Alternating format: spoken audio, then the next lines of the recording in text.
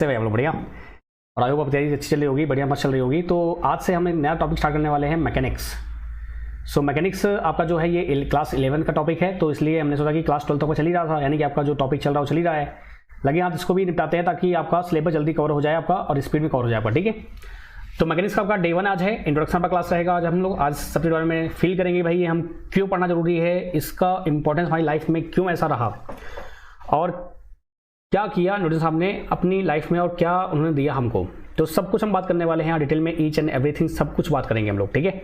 और समझेंगे ये चीज़ों को। उससे पहले भाई देखो कुछ बातें हैं जो आपको क्लियर कर दूँ मैं यहाँ पर। बाकी आपको नंबर तो पता ही है, नंबर दिया हुआ है। आपको कोई भी डाउट होता है, कोई भी दिक्कत आपको आती है, आप आराम से मुझसे पूछ सकते हैं। ऐसा कोई टेंशन नहीं कि आप मुझे पूछ सकते हैं, यानी कि मैसेज मुझे करिए। आप कोई अगर आपको दिक्कत कोई डाउट आ रहा है आपको रिगार्डिंग एनीथिंग, किसी के रिगार्डिंग भी आ रहा है, तो आप मुझे कॉल कर सकते हैं, बात कर सकते हैं। हाँ, थोड़ा सा टाइट शेड्यूल आपका रहता है, बिजी रहता है, तो मैं आपको टाइम लेके आप कैसे भी करके आपको मैं बात कर सकता हूँ। डोंट वरी अबाउट दैट, आप टेंशन मत लीजिएगा। और जितना हो सकेगा मैं प्रयास करूँगा आपको जो भी आपके हैं वो सही करने के लिए, ठीक है। चलिए तो आइए शुरू करते हैं अपनी क्लास। तो उससे पहले आपका जो सिलेबस है मैं आपको दिखा दूँ। जैसा मैंने कहा है कि सिलेबस आपके पास होना बहुत ज़रूरी है। अब इसके अंदर आपने बहुत कुछ देखा हुआ है, ऑफिशियली आपको सिलेबस अनाउंस है, तो सिलेबस अगर दिया हुआ है तो सिलेबस के अकॉर्डिंग पढ़ने पर आपको सिलेबस हाँ आपका बहुत अच्छे से, यानी कहते नहीं कि आपका एकदम कट टू कट बात होती है और आप एकदम अच्छे से प्रिपेयर कर सकते हैं। So mechanics, thermal physics and radiation आपका मैकेनिक्स आपका चलता रहेगा। साथ में मैं जैसे मैकेनिक्स आपका 50% 60% हो जाएगा तो पैरेलली मैं थर्मल भी डाल दूंगा, क्योंकि होता क्या है कि आप में कवरेज ज़्यादा है, आप में डेप्थ कम है। डेप्थ मतलब समझ रहे हैं आप, यानी कि बहुत डीप नहीं पूछते हैं, बस चीज़ों को वो कवर करना चाहते हैं, कितना ज़्यादा कवर हो जाए। तो इसलिए मैंने क्या किया है, कई सारे सब्जेक्ट मैंने पहले चलाए हुए हैं ताकि आपको फील होता रहे कि हाँ मेरा कोर्स चल रहा है। एक होता है कि मैंने कोर्स एक खत्म करूंगा दूसरा स्टार्ट करूंगा तो एक थोड़ा सा साइकोलॉजिकल इफेक्ट आ जाता है। तो अब ये आपका पूरा चैप्टर आपके 10 है। अब 10 में से अगर मैं बात करूं तो थोड़ा सा क्या हुआ कि जब आपका ये एग्जाम डेट अनाउंस नहीं हुआ था, उससे पहले ये नोटिफिकेशन आपकी आने वाली थी, जैसा हमको मालूम चला कि हाँ आने वाली है, तो हमने कोर्स स्टार्ट कर दिया था।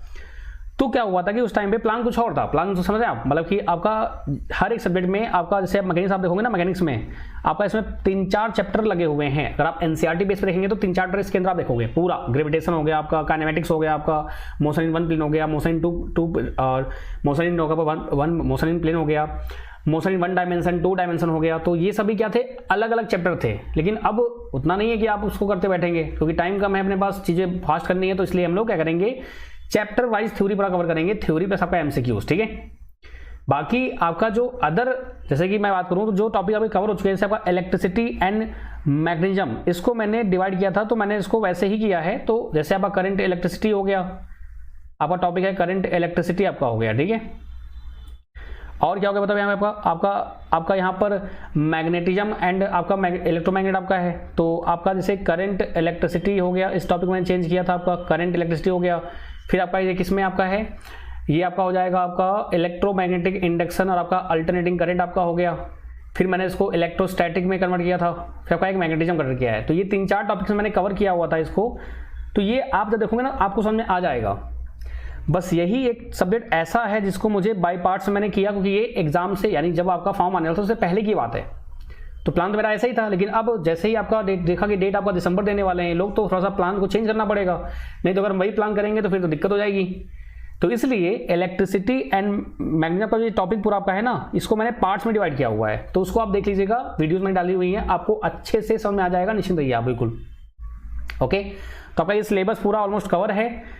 इलेक्ट्रॉनिक्स आपका पूरा कवर हो चुका है बहुत अच्छे ढंग से। बस आपको क्वेश्चन प्रैक्टिस और एक दो टॉपिक आपके हैं वो कराने हैं आपको, मुझे बिल्कुल एकदम अच्छे तरीके से। ऑप्टिक्स में भी आपका माइक्रोस्कोप वगैरह जो बचा हुआ है आपका वो बताना है आपको मुझे। तो ये 3 टॉपिक आपके ऑलमोस्ट कवर्ड हैं। बाकी लीनियर अलजेब्रा में आपका मैट्रिक्स कवर हो चुका है, आप उसको देख सकते हैं। वेक्टर अलजेब्रा का चल रहा है और कैलकुलस आपके, ये सब बहुत छोटे टॉपिक्स हैं, यानी कि इनको तो हम बहुत फटाफट खत्म कर लेंगे। यानी इस अक्टूबर की एंड तक मैं ट्राई कर रहा हूं कि आपका मैकेनिक्स भी अगर हो जाएगा तो एक अच्छा खासा। और मैकेनिक्स के बाद जानते हैं, ये जानते हैं बड़े टॉपिक कौन कौन से हैं। आपका मैकेनिक्स ह्यूज है, लंबा टॉपिक है। थर्मल आपका लंबा टॉपिक है। वेव ऑसिलेशन, एटॉमिक स्ट्रक्चर, ये आपके छोटे टॉपिक हैं। तो मैं ये ट्राई करूंगा कि आपका मैकेनिक्स हो जाए, वेव एंड ऑसिलेशन आपका हो जाए और आपका एटॉमिक स्ट्रक्चर हो जाए। आपका ये 3 टॉपिक आपके, मतलब मान चलो आपका अगर नवंबर फर्स्ट वीक तक भी हो जाते हैं तो हमारा सिलेबस 90% कवर हो जाएगा। और साथ में आपका एमसीक्यू बैच भी चल रहा है, तो हम उस पर ज़्यादा काम कर सकते हैं फिर, ठीक है। क्योंकि बहुत चीज़ें बैलेंस रखनी है, क्योंकि आप जानते हैं कि ऑलरेडी आपकी क्लासेस और भी चल रही हैं। तो इसलिए जो आपने सपोर्ट, जो आपने प्यार दिया है, आप एकदम निश्चिंत रहिए, उसको हम लोग बहुत ढंग से, बहुत तबीयत से हम लोग कवर कर लेंगे एकदम बढ़िया से, और जम के तैयारी करेंगे, एकदम जम के तैयारी करेंगे, मस्त तैयारी करेंगे और दिन रात लगे रहेंगे। टेंशन मत लीजिए आप बिल्कुल भी, एकदम बढ़िया जबरदस्त तरीके से, ठीक है। बाकी नोट्स वगैरह आप टेंशन मत लो, मैंने आपसे कहा है ना कि नोट्स मैं ट्राई करूंगा कि मैं आपको वन लाइनर जो आपका नोट्स मैं आपको प्रोवाइड करने वाला हूं, जो कि आपका एमसीक्यू बैच में मिलेगा आपको, तो वो आप कर लीजिएगा, प्रिंट आउट निकाल लीजिएगा, जो भी करना हो कर लीजिए आप इसको। फिलहाल आप क्वेश्चंस देखते रहिए, जो फॉर्मूले हैं, हाँ जैसे अगर आप चाहें तो आप फॉर्मूले हो गए, इंपॉर्टेंट कंसेप्ट्स हो गए, जब मैं आपको क्वेश्चन कराता हूं तो क्वेश्चन से आपको फील होगा ना भाई कौन सी थ्योरी इंपॉर्टेंट है। जब मैं आपको क्वेश्चन कराता हूं तो आपको थ्योरी फील होती है ना, जैसे मैं बोल दूं भाई एन टाइप, पी टाइप में मेजोरिटी कौन है, माइनॉरिटी कौन है, आपको ये पता होना चाहिए अच्छे से प्रॉपर्ली। अगर बात करूं मैं आपका करंट इलेक्ट्रिसिटी में देख लो आपका, तो भाई इंडक्टेंस क्या होता है, सस्टेंस क्या होता है, ये सभी आपको पता होना चाहिए। तो क्वेश्चन से ही समझ में आता है कि टॉपिक कौन सा इंपॉर्टेंट है, कौन सा इंपॉर्टेंट नहीं है। तो भैया जहां तक मुझे लग रहा है कि आपको मैंने प्रॉपर्ली समझा दिया है, डोंट वरी अबाउट दैट। बाकी कोई दिक्कत है तो नंबर तो मैंने दे रखा है आपको, आप आराम से करते हैं। तो बाकी अब जो आपके सब्जेक्ट आएंगे वो आपके इसी नाम से आएंगे, टॉपिक से आएंगे। तो आपके 10 टॉपिक हैं, 10 में से आपका जो मैंने आपसे कहा अभी टारगेट हमारा ये है कि नवंबर फर्स्ट वीक तक हमारा ये जो टॉपिक्स मैंने आपको टिक किए हैं ये सभी कवर हो जाएं। तो थर्मल रहेगा तो वो आपका फटाफट हो जाएगा, कोई दिक्कत नहीं है। थर्मल भी आपका थर्मल फिजिक्स है, फिर रेडिएशन है, फिर साउंड है, ये थोड़ा सा ह्यूज टॉपिक्स हैं। एक ये हो गया, एक ये हो गया, एक आपका इलेक्ट्रिसिटी मैग्नेटिज्म हो गया। ये टॉपिक्स थोड़ा बड़े थे जो कि हमने सक्सेसफुली मैकेनिक्स, इसलिए मुझे मैकेनिक्स यहाँ स्टार्ट करना पड़ रहा है जल्दी में, नहीं तो अगर इसको बाद में करूंगा मैं तो फिर तो टाइम मिलेगा ही नहीं। और इसमें अच्छा खासा वीडियो आता है, आपको ये समझ भी आए, मजा भी आएगा पढ़ने में इसको, क्योंकि ये रियल लाइफ से मतलब है आपका। ओके चलिए आगे बढ़ते हैं और बात करते हैं। इस पूरे प्लेलिस्ट में आपका मैकेनिक्स आपका पूरा प्रॉपर्ली कवर हो जाएगा। भाई कोई भी दिक्कत है, कोई भी समस्या है, ये नंबर दिया हुआ है, आप मुझे कॉन्टेक्ट कर लीजिएगा, आपका मोस्ट वेलकम है। अब बात करते हैं कि मैकेनिक्स में आपका कैसे इन्होंने डिस्ट्रीब्यूट किया हुआ है। तो देखो यूनिट एंड डायमेंशन आपका एक टॉपिक ही होता है पूरा, यूनिट एंड डायमेंशन ऐसा यूनिट आपका पूरा एक चैप्टर ही है। न्यूटन्स लॉ ऑफ मोशन आपका पूरा चैप्टर आपका दिया हुआ है। Conservation of linear and angular momentum, projectile आपका जो होता है ये 2D में आपका आ जाता है, रोटेशन आपका आ जाता है, ठीक है। मोमेंट ऑफ इनर्शिया क्या होता है, रोलिंग मोशन क्या होता है, आपका न्यूटन्स लॉ ऑफ ग्रेविटेशन आपका पूरा एक टॉपिक ही है। प्लेनेटरी मोशन आपका, कैलिपर लॉ आपका, जितना भी आपका ये टॉपिक पूरा होता है। फिर आपका फ्लूइड मैकेनिक्स पूरा का टॉपिक ही आपका है। फ्लूइड मोशन आपका, यानी फ्लूइड कैसे मोशन करता है, बर्नौली, सरफेस टेंशन, विस्कोसिटी क्या होता है, ये पूरा का पूरा हम लोग कवर करेंगे। यानी कि एक अच्छा खासा टॉपिक है आपका, यानी कि 5-6 टॉपिक मिला के आपका एक टॉपिक बना हुआ है ये। अगर बात करूं मैं एनसीईआरटी को लेकर, ठीक है, 5-6 टॉपिक हाथ में लीजिए उसको लेके आपका। तो अब मुद्दा ये आता है कि मैकेनिक्स में पढ़ते क्या है हम लोग, कि इसका जैसे यूज क्या है। जैसे मैंने आपसे पहले भी कहा है, फिर आपसे कह रहा हूं मैं कि अगर आप सब्जेक्ट की कुछ बेसिक टर्मिनोलॉजी हैं अगर वो आप पकड़ लेते हैं, जैसे मैं अगर बात करूं तो अगर मैं इलेक्ट्रोमैग्नेटिक जो का है, जो का चैप्टर कौन सा दिया हुआ है आपका, अगर ये है इलेक्ट्रिसिटी एंड मैग्नेटिज्म, इसमें क्या देखा था आपने देखा भाई करंट होता है, वोल्टेज होता है, पावर एनर्जी होता है, एनर्जी होता है, फ्लक्स होता है, मैग्नेटिक फील्ड होता है, आपके फैराडे लॉ हैं, ये सभी हैं आपको। यानी कि ये चीजें ऐसी हैं कि आपको एकदम दिमाग में घूमती रहती हैं, चलती रहती हैं चीजें एकदम मस्त तरीके से, ठीक है। तो ऐसे ही आपको रिकॉल करना है कि भाई कौन सा टॉपिक किससे रिलेटेड है आपका। यानी कि अगर बात करूं मैं तो आपका ये टोटली आपका इलेक्ट्रॉन के फ्लो से, और आपका इलेक्ट्रॉन के फ्लो कारण जो भी चीजें होती हैं वो क्या क्या होती हैं, आप इससे मतलब है। बात करूं मैं थर्मल की तो क्या होगा, यहां पे हम टेम्परेचर और हीट की बात करेंगे, एक अलग ही दुनिया आएगी आपकी जहां पे हम हीट और टेम्परेचर से डील करेंगे हम। फिर आपका वेव में और ऑसिलेशन क्या होता है आपका, यहाँ पे वेव का नेचर कैसा होता है, कोई भी वेव हो, चाहे आपका इलेक्ट्रोमैग्नेटिक वेव हो, चाहे नॉर्मल कोई वेव आपकी हो, कोई भी वेव है तो वेव का नेचर कैसा होता है, कैसे आपका ऑसिलेशन होता है, और वेव और ऑसिलेशन में डिफरेंस क्या होता है, हम यहाँ पे प्रॉपर्ली समझते हैं चीजों को लेकर।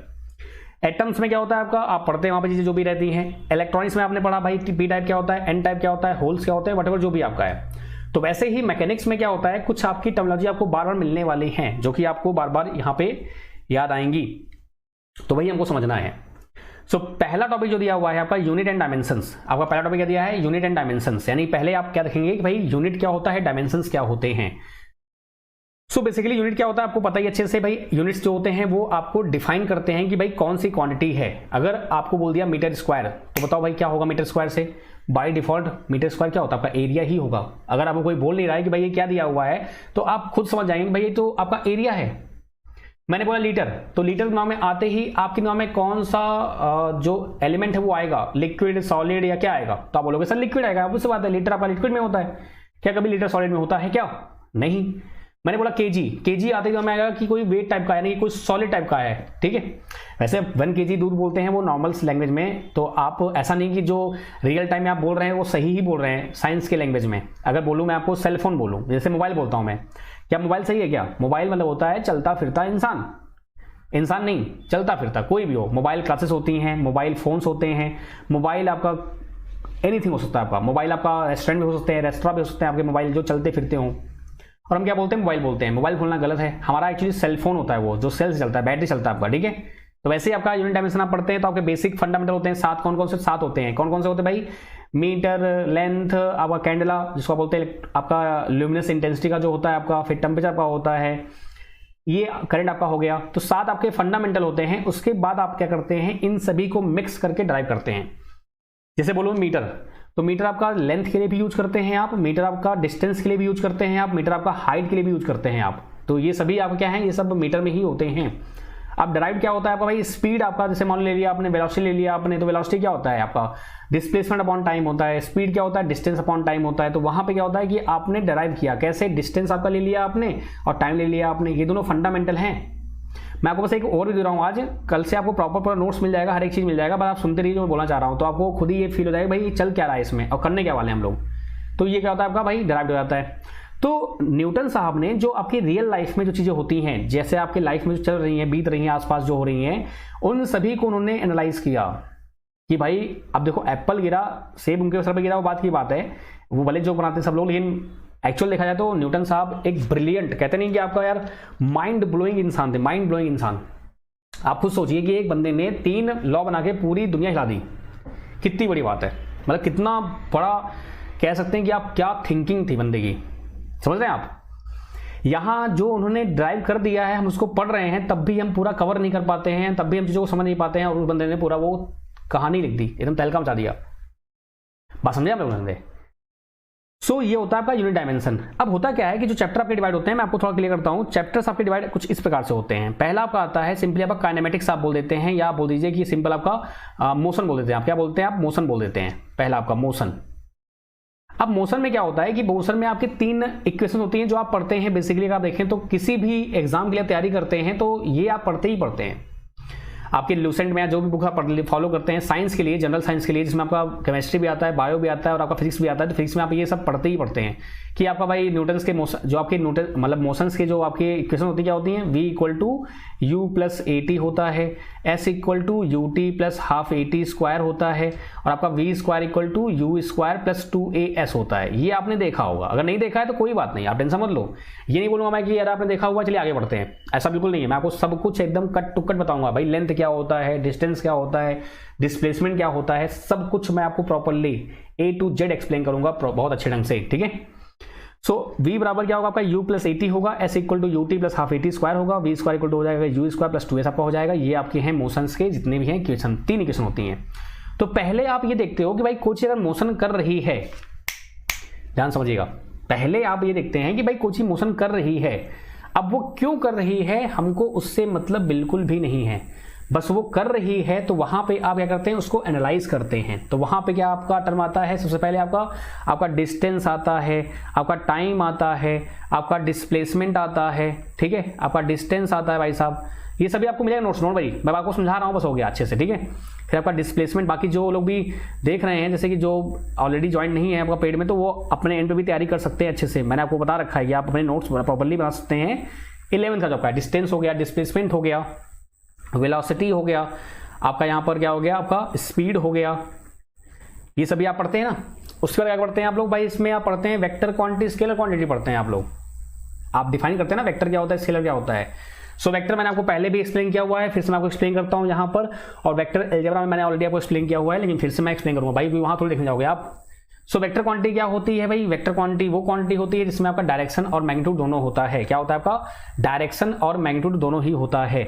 अब मुद्दा ये आता है कि सर वेक्टर में आपका डायरेक्शन और मैग्नीट्यूड है, ठीक है, व्हाट अबाउट स्केलर, स्केलर में क्या होगा, तो आपका स्केलर में होता है ओनली मैग्नीट्यूड होता है। क्या होता है आपका, ओनली मैग्नीट्यूड होता है। कोई दिक्कत यहाँ तक। अब आपका ओनली क्या होता है, मैग्नीट्यूड होता है। बात समझ रहे आप लोग, आपका ओनली क्या होगा, मैग्नीट्यूड रहेगा। तो अब मुद्दा ये आता है कि सर जानते हो क्या होता है, यहाँ पे बच्चे भूल जाते हैं, मतलब जो भी पढ़ते हैं वो दिमाग से निकल जाता है। मेरे दिमाग से निकल जाता था, मैं सोचता था कि यार स्केलर मतलब क्या स्केलर आपका मैग्नीट्यूड 0 होता है कि आपका वेक्टर क्या था, समझ नहीं आता था। तो याद रखिए आप लोग, कोई भी क्वांटिटी अगर होगी, कोई भी क्वांटिटी अगर रहेगी, तो वो कभी भी कोई भी क्वांटिटी रहेगी तो उसमें ऐसा बिल्कुल नहीं है कि आपका मैग्नीट्यूड 0 हो जाए। इवन आपका इलेक्ट्रॉन जो होता है उसका मास जो होता है वो 9.1 10 की पावर -31 होता है। तो आप गलती से भी गलती मत करिएगा कि आप मैग्नीट्यूड बोलिएगा कि आपका स्केलर में मैग्नीट्यूड नहीं होता। स्केलर में आपका मैग्नीट्यूड होता है लेकिन उसमें डायरेक्शन नहीं होता। एग्जाम्पल तो बताता हूँ मैं आपको कि मान लो आपका ये फोर्स दिया हुआ है, ये बेस्ट एग्जाम्पल मैं लेता हूँ हमेशा आपका, अगर मुझे आप फॉलो करते हो आप ये जानते होंगे, अगर नहीं करते तो आप ध्यान देंगे। आपका फोर्स ऐसे लगाया आपने, ऐसे लगाया, ऐसे लगाया, ठीक है, ये आपका हो जाएगा 5 न्यूटन, ये हो जाएगा आपका 4 न्यूटन, ये हो जाएगा 2 न्यूटन हो जाएगा। आप देखो ध्यान से कि ये आपका जो ब्लॉक दिया हुआ है आपका 5 kg का, ये ब्लॉक जो भी ब्लॉक आपका दिया हुआ है, अगर मैं इसको ऊपर से फोर्स लगाऊंगा, इधर से फोर्स लगाऊंगा और इधर से लगाऊंगा, मुद्दा ये नहीं कि ये सर 5 न्यूटन कैसे आया, 4 कैसे आया, 2 कैसे आया। मुद्दा ये है क्या मैं जब फोर्स लगाऊंगा इन तीनों डायरेक्शन से तो क्या सेम फोर्स लगेगा, या जो मैं आपसे कहने वाला हूं ये बात सही है कि भैया यहां से 2 न्यूटन आपका फोर्स अलग अलग लगेगा। तो आप कहेंगे सर बिल्कुल सीखा आपने। भाई अगर मैं टेबल को खींचूंगा और उसको मैं पुश करूंगा, दोनों में फर्क है। टेबल को मैं खींचूंगा और पुश करूंगा, दोनों में फर्क है, आपका फोर्स अलग अलग लगेगा। तो आपने क्या देखा कि डायरेक्शन को मैंने जैसे चेंज किया, जैसे ही मैंने डायरेक्शन को चेंज किया वैसे ही क्या हुआ आपका जो मैग्नीट्यूड है, जो आपका ये वैल्यू है, मैग्नीट्यूड मतलब होता है आपका जो ये वैल्यू दिया हुआ है 5, 4 और ये 2, दिस इज कॉल्ड मैग्नीट्यूड, यानी ये होता है आपका परिणाम होता है, परिमाण बोलते हैं, परिणाम नहीं परिमाण, ठीक है। तो ये जो 5 आपका दिया हुआ है ये आप देखो चेंज हो रहा है ना, देखो ये ऐसे, फिर ये ऐसे, फिर ये ऐसे। तो कहीं ना कहीं आप खुद सोचो कि अगर डेफिनेशन दी हुई है, परिभाषा अगर गिवन है आपको कि भैया आपका जो ये आपका फोर्स है इसमें आपका क्या है, डायरेक्शन भी है, आपका मैग्नीट्यूड भी होता है। वेक्टर क्वांटिटी में direction as well as magnitude, it means what कि भैया डायरेक्शन भी है, आपका मैग्नीट्यूड भी है। इसका मतलब कि मैग्नीट्यूड और डायरेक्शन में कोई रिलेशन है, लेकिन स्केलर में ऐसा नहीं होता है। अब मान लो मेरा वेट मेरा 80 kg 85 kg मान लो मेरा वेट है, ठीक है। मैं यहां बैठूं चाहे कहीं और बैठूं, चाहे कहीं और बैठूं, क्या मेरा वेट चेंज होगा क्या? बताओ भाई, क्या मैं ऐसा हो गया कि मैं अपने घर बैठा हूं तो 80 kg, आप इधर आ गया तो 10 kg का हो गया, ऐसा है क्या? नहीं। तो वेट क्या आपका है, स्केलर है या वेक्टर है आपका? ऑब्वियस बात है स्केलर है। अब कोई ये नहीं बोलेगा कि सर आप चले जाएंगे मून में तो वहां आपका 1/6 हो जाएगा, एकदम सही बात कही आपने, वहां आपका वेट चेंज हो जाएगा। लेकिन मैं बात कर रहा हूं विद इन द अर्थ, अभी हम लोग अर्थ में है ना, तो हम अर्थ की बात करेंगे। तो भैया अर्थ में आपका जो वेट है वो क्या होता है आपका, इसको आप बोलते हैं स्केलर क्वांटिटी। मास क्या होगा आपका, स्केलर क्वांटिटी हो गया। चार्ज क्या हो गया, स्केलर क्वांटिटी हो गया।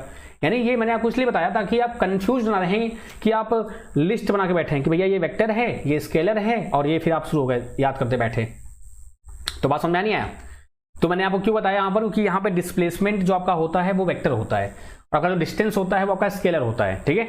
तो हम सब बातें करेंगे, डिटेल में समझेंगे चीजों को, जैसे हम आगे बढ़ते जाएंगे चीजों को समझेंगे हम लोग कि भाई डिस्टेंस और आपका डिस्प्लेसमेंट डिफरेंस क्या होता है। Distance can never be zero, आपका डिस्टेंस कभी जीरो नहीं हो सकता। डिस्प्लेसमेंट आपका जीरो भी हो सकता है। अगर कोई चीज अगर उसका डिस्प्लेसमेंट जीरो है तो उससे आप क्या निष्कर्ष निकाल सकते हैं, क्या कंक्लूड कर सकते हैं? तो आप बोलेंगे सर कि अगर किसी का डिस्प्लेसमेंट अगर आपका जीरो है तो आप क्या बोलेंगे भाई साहब उसको, कि वो जो चीज थी या जो ऑब्जेक्ट था वो जहां से स्टार्ट हुआ वहीं पर ही पहुंच गया, यानी कि उसका इनिशियल पॉइंट जो आपका है और आपका जो फाइनल पॉइंट है वो सेम है। बात समझे हम लोग? फिर आप क्या बोलते हैं कि भैया स्पीड क्या होता है, तो क्या बोलते हैं आप, रेट ऑफ चेंज ऑफ, क्या बोलेंगे आप? स्पीड अगर मुझे निकालना हो तो क्या बोलेंगे, डिस्टेंस अपॉन टाइम बोल देते हैं। रेट डिस्टेंस अपॉन टाइम बोल देंगे आप, भाई डिस्टेंस अपॉन टाइम। अगर पूछूं मैं भाई आपका वेलोसिटी क्या होता है तो क्या बोलेंगे आप, डिस्प्लेसमेंट अपॉन टाइम बोलेंगे आप। अगर मैं यहां पे बोल दूं आपसे भाई एक्सीलरेशन क्या होता है तो आप क्या बोलेंगे, change in velocity, rate of change of velocity. अभी जो वर्ड रेट आता है, ये रेट बहुत इंपॉर्टेंट है। व्हाट इज रेट होता है ना, आपने देखा था, कहां पे देखा था आपने, rate of flow of current हो गया, मतलब इलेक्ट्रॉन हो गया, इज कॉल्ड करंट। तो जहां भी रेट आएगा इस पूरे साइंस में आप देखेंगे तो आपको रेट का मतलब क्या है, हमेशा वो टाइम होता है। कैसे? जैसा मैंने आपसे कहा, साइंस जो आपका है, ये जो आपका फिजिक्स है, ये बहुत ज्यादा ही खतरनाक सब्जेक्ट आपका है। यानी ये आपको सिखाता भी है कि रियल लाइफ में जो चीजें आपकी एक्चुअल आपको लगती हैं कि वो बहुत ही ज्यादा इंपॉर्टेंट है, वो इंपॉर्टेंट नहीं है। जो आपके लाइफ के हित में है वो आपके लिए बहुत इंपॉर्टेंट है। बात समझे समझे आप लोग?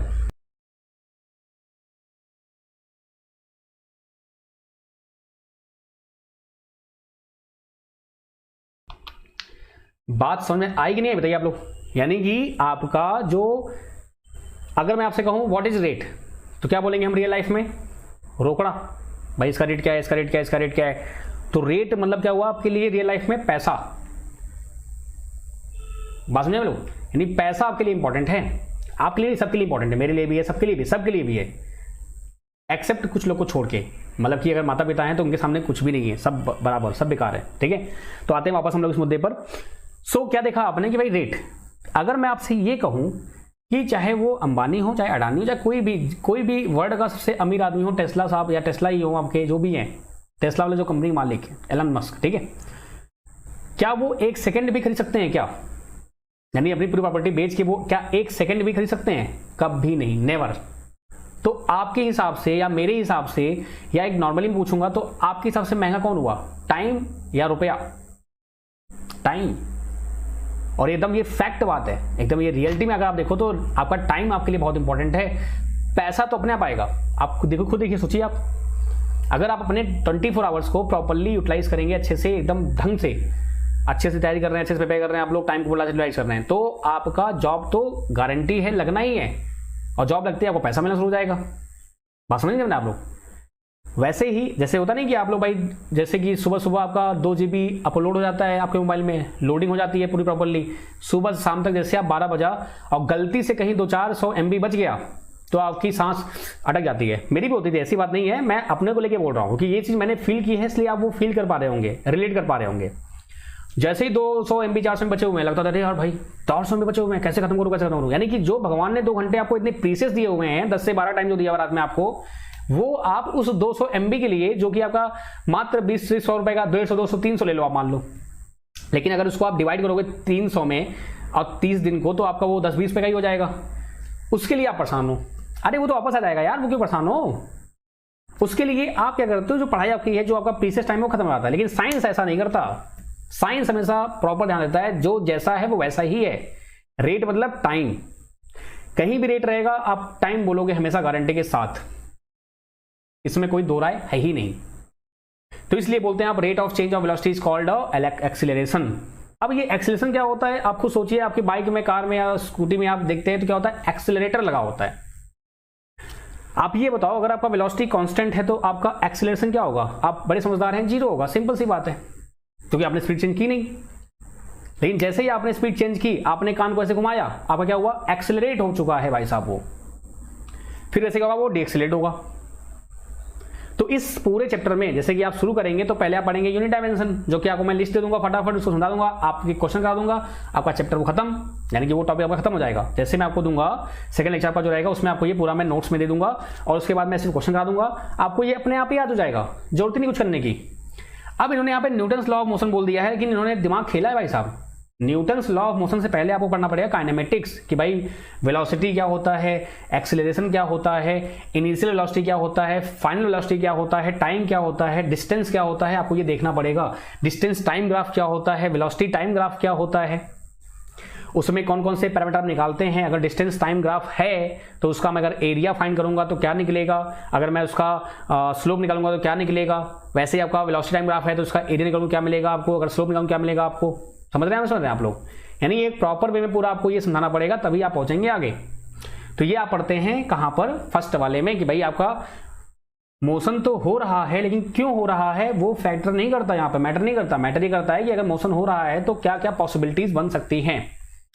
इसके बाद आपका आता है force and laws of motion बोल देते हैं आप उसको, या बोल देते हैं न्यूटन्स लॉ। अब इस चैप्टर में जो कि यहां पर उन्होंने मेंशन किया हुआ है, यहां पे आप परेशान होंगे कि भैया मेरे आपका मोशन क्यों हो रहा है। अब आप क्यों के पीछे भागेंगे कि वाई मोशन इज ऑकर्ड, या motion why motion is happened, आप जो बोलना बोल लीजिए। मतलब कि भाई मोशन हो क्यों रहा है। तो आपके न्यूटन के 3 लॉ हैं, कौन कौन से भाई, first law, second law, third law. First law क्या होता है भाई, आपका मोमेंट ऑफ, फर्स्ट लॉ जो था वो उन्होंने बताया इनर्शिया को, उन्होंने इनर्शिया को एक्सप्लेन किया। इनर्शिया मीन्स व्हाट, जैसे क्या हुआ कि उन्होंने एक्सपेरिमेंट किया, या आप खुद देखिए कि भाई आपका एक होता है लोहे का फुटबॉल है, एक रबर का फुटबॉल है। अगर मैं लोहे के फुटबॉल में लात मारूंगा, जैसे मेरा पैर फ्रैक्चर हुआ है, अभी करंट चल रहा है, अभी फ्रैक्चर होके ऐसा आपका फ्रैक्चर हो जाएगा, ठीक है। तो क्या होगा आपका भाई, वो आपका फुटबॉल टच से मस नहीं होगा, बहुत कम अगर हुआ तो थोड़ा बहुत हिल जाएगा, हिलने की बात की बात है। रबर क्या होगा, उड़ जाएगा तेजी के साथ। तो फिर सोचा भाई ऐसा क्या था इन दोनों में कि भाई वो जो लोहे वाली फुटबॉल है वो रुकी हुई थी, रबर वाली उड़ गई। तो भैया आप पढ़ते हैं लॉ ऑफ इनर्शिया। इनर्शिया क्या होता है बेसिकली भाई, जड़त्व का नियम बोलते हैं, आप बोलते हैं जड़त्व का नियम, जड़ बुद्धि कहते हैं, हिंदी में बोले तो जड़ बुद्धि, बड़ा ही जड़ बुद्धि है ये। यानी कि जो आपकी करंट पोजीशन है, अगर आप रुके हैं तो रुके ही रहेंगे, अगर आप मोशन में हैं तो मोशन में ही रहेंगे, अगर कोई बाहर से फोर्स अप्लाई ना करे तो। जैसे कि अगर मैं बॉल फेंकूं, जैसे मैंने बॉल फेंका, ग्राउंड पे ऐसे फेंक दिया मैंने, अब ग्राउंड पे फेंकते ही क्या होता है कि आपका वो आगे बढ़ता है, लेकिन वो बाद में रुक जाता है, तो आप बोलते हैं सर हमने तो कोई फोर्स लगाया नहीं, वो तो अपने आप रुक जाता है, ऐसे कैसे? नहीं मेरे भाई, वहां पे है फ्रिक्शन फोर्स, क्योंकि गैलीलियो साहब में और न्यूटन साहब में यही थोड़ा बहस हुई थी। वो क्या होगा मैं आपको बताऊंगा जब ये थ्योरी पूरी स्टार्ट होगी ना, मैं आपको एक्सप्लेन करूंगा। बस आपको मैं और भी दे रहा हूं कैसे ये फ्लो चलेगा आपका लेक्चर पूरा अच्छे से, और कैसे हम क्वेश्चन करेंगे धमाकेदार। यहाँ भी क्वेश्चन होंगे, प्रैक्टिस बैच में भी क्वेश्चन होंगे, और ऐसे ही हम पूरा एकदम उड़ा देंगे, ठीक है। Don't law. तो न्यूटन का फर्स्ट लॉ क्या बोलते हैं कि भाई इनर्शिया, यानी कि कोई चीज अगर रेस्ट पे है तो रेस्ट पे रहेगा, कोई चीज मोशन पे रहेगा। जब तक कोई बाहरी फोर्स उस पर नहीं लगेगा, वो आपका अपना जो करंट पोजीशन है वो चेंज नहीं करेगा। बात सही है। आप अभी बस क्लास शॉर्ट्स देख रहे हो, अब जैसे शॉर्ट्स देख रहे हो, आप देख रहे हो, जैसे मम्मी आई, आपने बोला कि मैंने ऑनलाइन क्लास लिए रहते सर की, आप फट से क्या करोगे, चेंज कर दोगे, आप ऐप पे आ जाओगे और देखो आप आ गए। तो ये होता है क्या, इनर्शिया। मैम का आया, मतलब कि जो मम्मी आपकी थी, फोर्स लगाया, आपका क्या हुआ, चेंज हुआ। तो लाइफ में चेंज होना जरूरी है। तो इनर्शिया क्या होता है, जैसे आप लोहे का फुटबॉल है, उसने अपनी जो करंट स्टेट थी यानी रुका हुआ था, उसने अपनी स्टेट का अपोज भरपूर किया, क्योंकि उसका मास ज्यादा था।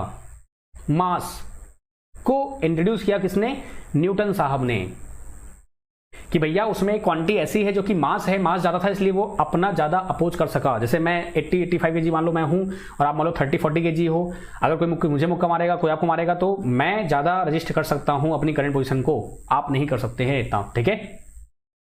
अच्छा जी, तो मास आपने इंट्रोड्यूस कर दिया। अब मास उन्होंने क्यों किया, उसका रीजन था, क्योंकि जो सेकंड लॉ आने वाला था उसको बोलते हैं rate of change of momentum, या आपने फोर्स को डिफाइन किया। और F इक्वल टू होता है ma और P इक्वल टू होता है mv। ये सभी मैं आपको नोट्स में दूंगा, आप निश्चिंत रहिए, आप असहमत होइए, बस सुनते रहिए ध्यान से क्या चल रहा है चीजें कहानी, ठीक है।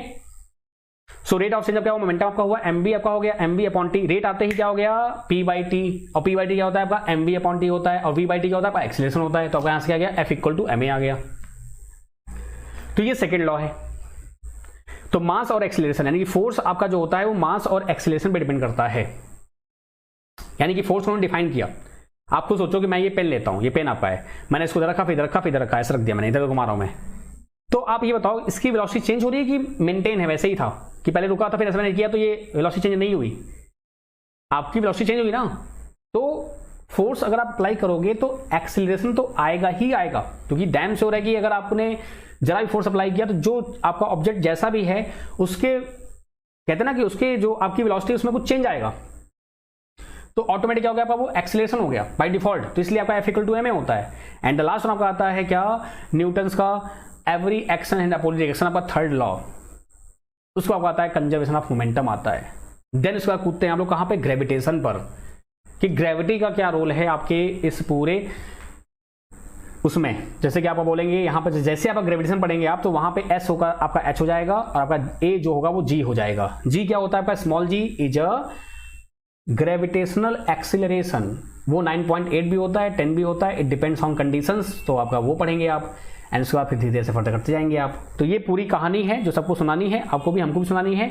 तो आपका पूरा ये टॉपिक कवर करेंगे। फिर आपका फ्लूइड का कैसे फ्लो होता है, उसमें विस्कोसिटी क्या होता है, बर्नौली थ्योरम्स क्या होती हैं, सबको हम एक्सप्लेन करेंगे ईच एंड एवरीथिंग।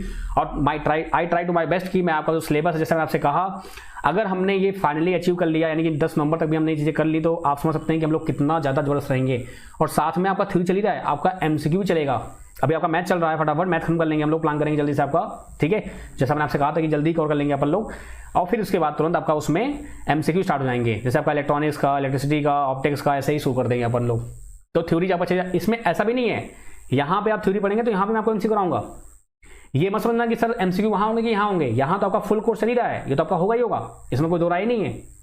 लेकिन वहां पे आपका क्या होगा, आपका वन लाइनर और आपका एमसीक्यूज, और आपके जो चैप्टर बनेंगे आपके ऐसे ही बनेंगे। बस इलेक्ट्रिसिटी को थोड़ा सा मैंने, जैसा मैंने आपसे कहा कि ये कोर्स थोड़ा पहले चला था, इसलिए मैंने इसको थोड़ा चेंज कर दिया था।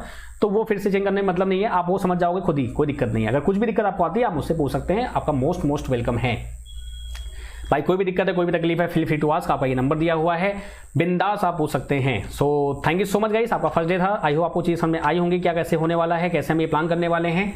और ऐसे अपना प्यार बना रखिए और एकदम मस्त तैयारी करिए, कोई टेंशन वाली बात नहीं है।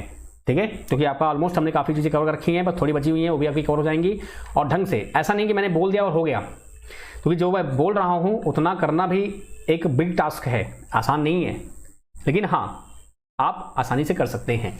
ठीक है भाई, कुछ ना होने से कुछ तो बेटर रहेगा। आप ये बताओ भाई, कुछ ना करने से कुछ तो अच्छा होगा ना, समझ नहीं पाओगे। और आपको कोटेशन पता ही है कि नींद से इतना प्यार ना हो जाए कि आपकी जो सपने हैं वो ख्वाब बन जाए, जो आपका मंजिल है वो ख्वाब बन जाए। ठीक है, तो इस आपको एकदम अच्छे से तैयारी करनी है। यही 2 महीने हैं, जम के एकदम जुट जाइए, मस्त हो जाइए, एकदम डट जाइए और जोश मेंटेन रखिए एकदम। कहीं से भी क्वेश्चन मिले आप करते रहो, ऐसा बिल्कुल नहीं कि आप मैं पढ़ा रहा हूं तो वही करते रहो। आप आपके नॉन टेक को भी फोकस करते रहो, आप जो आपने टॉपिक पढ़ रखे हैं उसको क्वेश्चन लगाओ, आप धुआंधार कर, कोई दिक्कत नहीं है। अपने आप को मेंटेन रखो, एकदम सीरियस होके। ठीक है, चलिए मिलते हैं नेक्स्ट टाइम में आपका। सो बाय बाय, टेक केयर, अपना हंसते हंसते अपना ख्याल रखिए और मस्त रहिए।